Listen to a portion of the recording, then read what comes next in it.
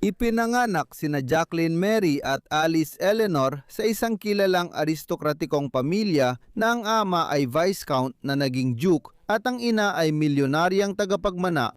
Dahil sa mayaman at kilalang pinagmulan, pabor dapat sa kanila ang lahat para mamuhay ng mahaba at masagana. Ngunit hindi ito nangyari. Sama ka habang alamin natin ang nangyari sa kanila. Si Lady Jacqueline Mary Alpha Montague at si Lady Alice Eleanor Louisa Montague ay parehong ipinanganak noong ika-27 ng Nobyembre, 1879. Sila ang ikalawa at ikatlong anak ni na George Montague, Viscount Mandeville at Consuelo Montague na dating Snaga. May nakatatandang kapatid ang kambal na si William na naging ikasiyam na Duke ng Manchester. Ang kambal na magkapatid na babae ay ipinanganak sa isa sa pinakamataas na pamilyang aristokrata ng Britanyang Victoriano.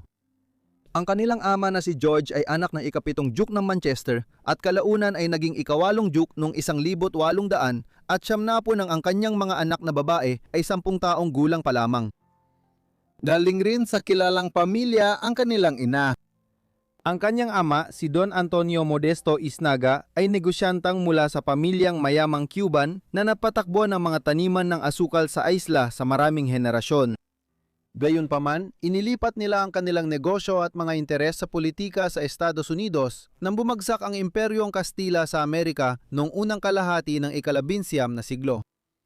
Si Consuelo ay naging isa sa mga pinakaunang halimbawa ng tinatawag na Dollar Princesses o Dollar Heiresses. Ang mga anak na babae ng mayayamang negosyanteng Amerikano na pinakasal sa mga anak ng mga nangungunang pamilyang maharlika sa Britanya. Nagkaroon ng kaugnayan ang mga pamilyang Amerikano sa mga maharlika sa Britanya kaya tumaas ang kanilang katayuan habang nakuha naman ng mga aristokratang Briton ang malaking pera. Sa panahong maraming duke, earl at lord ang nahirapan dahil sa utang mula sa matagal na marangyang pamumuhay. Kaya, sina Jacqueline Mary at Alice Eleanor o May at Nell sa kanilang pamilya ay ipinanganak mula sa kasalang pakinabangan ng inang Cuban-American at amang Britong aristokrata. Makikita natin na ang kasalang ito bilang sosyal at pinansyal na transaksyon ay nagdulot ng masamang epekto kina May at Nell habang lumalaki. Magulo ang maagang buhay ni na May at Nell para sa mga anak ng aristokrasya ng Britanya noong panahong Victorian. Mula umpisa, nanirahan sila sa mga ari-arian ng Montague sa Inglaterra at madalas nasa London at Kimbolton Castle sa Cambridgeshire. Ang bahay na ito sa probinsya ang pangunahing tirahan ng pamilya Montague at isang kastilyo na mayaman sa kasaysayan na nagsimula pa noong ika-16 na siglo. Dito ginugol ni Reyna Catherine ng Aragon ang huling taon niya matapos ang diborsyo kay Haring Henry VIII. Ngunit nagbago ang kanilang buhay nung sila ay 4 na taong gulang pa lamang nang palayasin ng kanilang lolo ang ikapitong Duke ng Manchester, ang kanyang anak at pamilya nito papuntang Ireland. Dito sila nanirahan sa estate ng Tantrigi Castle na matatagpuan sa County Armagh sa timog ng Ulster. Dahil sa pabaya at magulong pamumuhay ng kanilang ama sa London, pag-inom, pagsusugal at bisyo, mabilis niyang naubos ang halos lahat ng $6 na milyong na dote ni Consuelo sa kanilang kasal. Para mailagay sa tamang perspektibo ang kanyang paggastos, ang perang ito na ginastos niya sa loob lamang ng ilang taon ay katumbas ng mahigit $117 milyong sa panahon na yon. Maiisip mo ang naramdaman ng dalawang dalaga sa bansang tinitingnan ang mga pamilyang tulad ng Montague bilang mga banyagang pinunong pumalit sa mga Irlandes na Romano-Katoliko.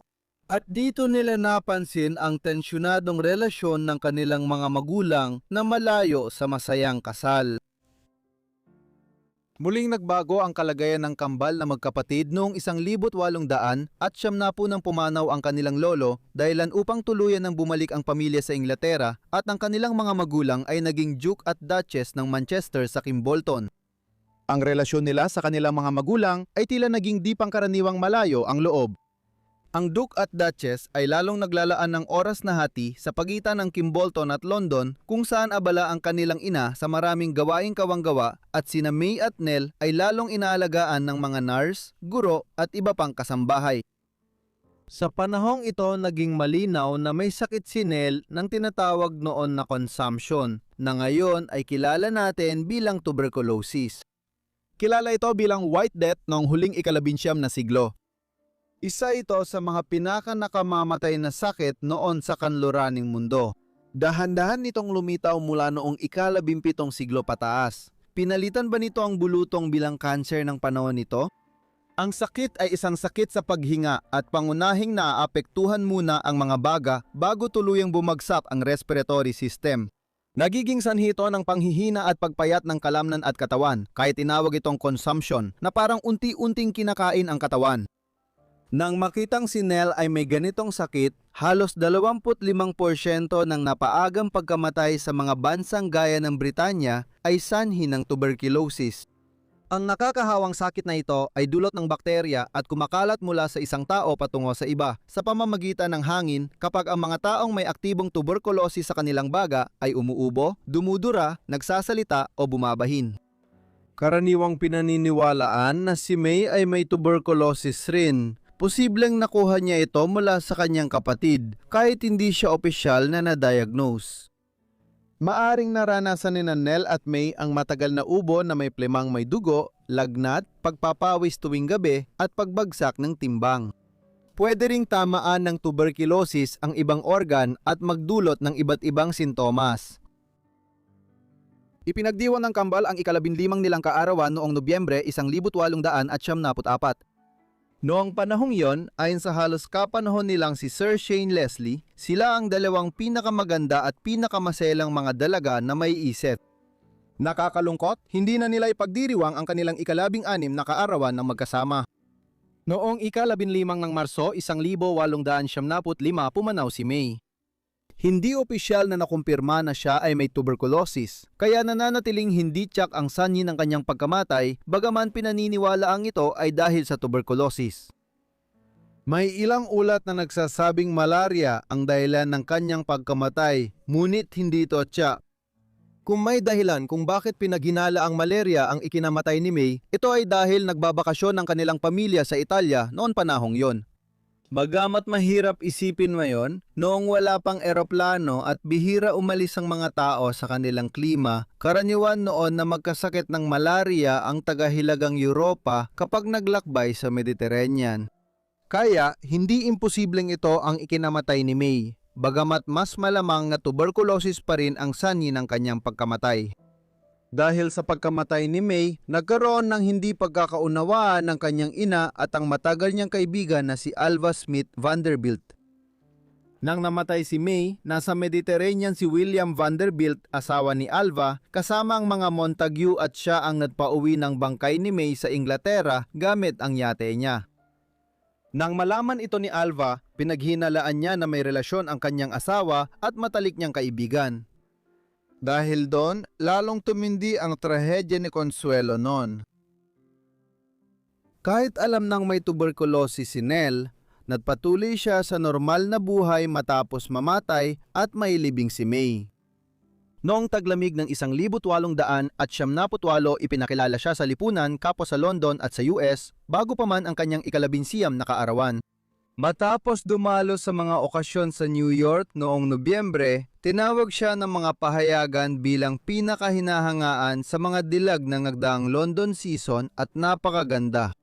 Gayunpaman, ang pagpasok ni Nell sa mataas na lipunan at ang kanyang pagtamasa sa normal na buhay ng isang dalagang babae ay magiging napakaikli lamang.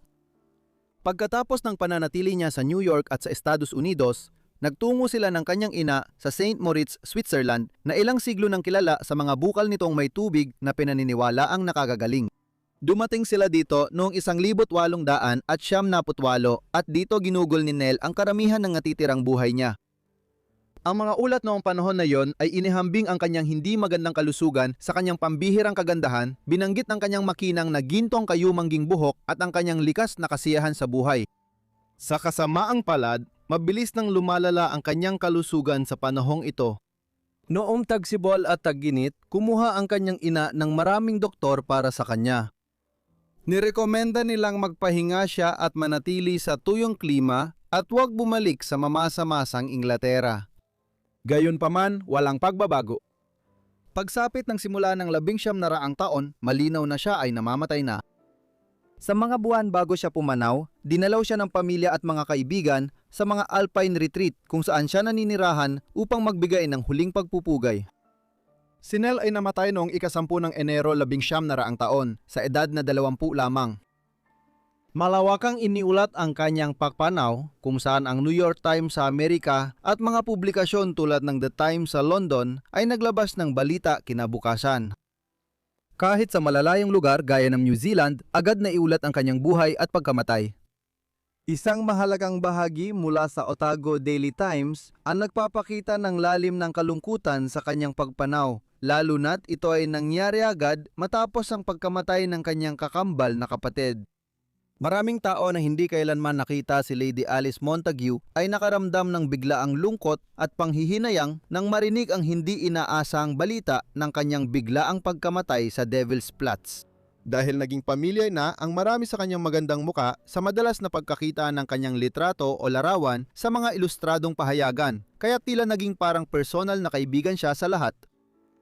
Si Lady Alice ay isa sa pinakamagagandang dalaga na nakita ng London sa matagal na panahon. Hindi lang siya may taglay na alindog ng tradisyonal na Bouteille du Diable dahil siya ay 20 taong gulang pa lang.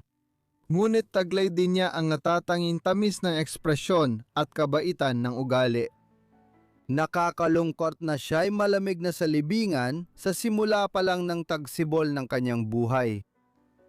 Bilang anak ng isang dukesa, si Consuelo, dukesa ng Manchester, at apo ng isa pang dukesa, ang dukesa ng Devonshire, parehong pamilya ay may malawak na sangay. Ang pagkamatay ni Lady Alice ay magdadala ng pagduluksa sa maraming maharlikang angkan. Ang sanhi ng pagkamatay ay tuberculosis, ang salot ng lahing Ingles na siyang kumuha rin sa kanyang kambal na kapatid, si Lady Jacqueline. Ang libing ni Nell ay ginanap sa palasyo ng San Jaime noong ika-15 ng Enero. Dinaluhan ng maharlika, kasapi ng maharlikang sambahayan at kawani ang seremonya noong huling panahon ng Victoria sa Britanya. Dinala ang labi ni Nell sa kastilyo ng Kimbolton at inilibing sa tabi ng kanyang kambal na kapatid. Matapos pumanaw si Nell, nagpasya ang kanilang ina na gumawa ng pangmatagalang alaala para sa napakaikli nilang buhay. Kumuha siya kay Louis Comfort Tiffany para likhay ng alaala. Mas kilala ngayon ang Tiffany Company sa alahas, ngunit dati mas tanyag ang nagtatag nito sa stained glass. Sa simbahan ng San Andres sa Kimbolton Castle, ipinagawa ng dukesa kay Tiffany ang stained glass na bintana na may larawan ng dalawang dalaga mula sa retrato nila bago pumanaw si May noong kabataan nila. Patuloy na nagpapaganda ang malaing kantong larawan sa pangunahing bintana ng simbahan ng San Andres bilang alaala sa dalawang dalagang maagang pumanaw. Kung ang mga dalaga ay ipinanganak lamang, makalipas pa ang 15 o 20 taon, posible sanang hindi sila namatay. Noong dekada 1870, lumitaw ang mga bagong paraan ng pag-pasteurize ng gatas at iba pang sangkap na madalas daluyan ng bakterya ng tuberculosis. Pagkatapos, ang unang matagumpay na pagbabakuna laban sa sakit ay nagawa noong 1900 at 6 na taon lamang matapos ang pagkamatay ni Nell.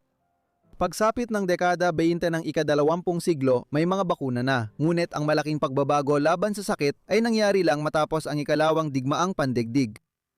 Sa ngayon, humigit kumulang 25% ng populasyon ng mundo ang patuloy na may bakas ng bakterya, ngunit ito ay halos tulog na at hindi na nakakaapekto ng masama sa mga tao. Salamat sa panonood ng video tungkol sa magkambal na may tuberculosis o magkapatid na Montague. Sana ay nagustuhan ninyo ito. Ibahagi ang opinyon ninyo tungkol sa kanilang buhay sa mga komento. Natalakay ko na rin ang buhay ng kanilang ina, si Consuelo Isnaga, dukesa ng Manchester, at ang matalik niyang kaibigan na si Alva Erskine Smith Vanderbilt. Mag-iwan ng komento o suhestiyon sa ibaba at sana'y nakasubscribe na kayo at naka-on ng notifications para mapanood agad ang aking mga bagong video. Hanggang dito na lang, magkita tayo ulit sa susunod na Forgotten Lives. Salamat!